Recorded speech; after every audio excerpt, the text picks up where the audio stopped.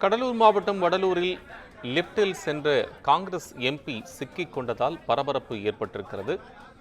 ஒரு கட்சி நிகழ்வில் பங்கேற்க சென்ற அவர் லிப்டில் சிக்கிக் கொண்டதால் பரபரப்பு ஏற்பட்டிருக்கு. சுமார் 1 மணி நேர போராட்டத்திற்கு பிறகு அவர் லிப்டிலிருந்து பத்திரமாக மீட்கப்பட்டிருக்கிறார்.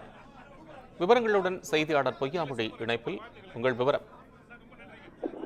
நிச்சயமாக கோபால், கடலூர் மாவட்டம் வடலூர் பகுதியில் உள்ள தனியார் வீடுகளில் காங்கிரஸ் கட்சி செயற்குழு கூட்டத்தில் ஏற்பாடு செய்யப்பட்டது.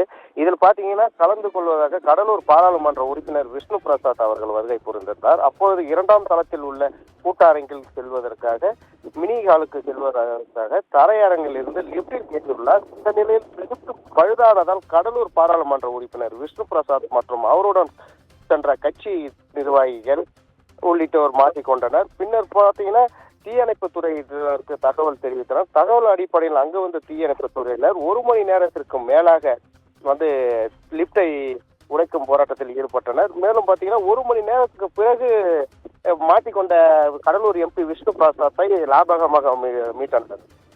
கோபால், நன்றி பொய்யாமொழி. உங்கள் அண்மை விவரங்களுக்கு நன்றி.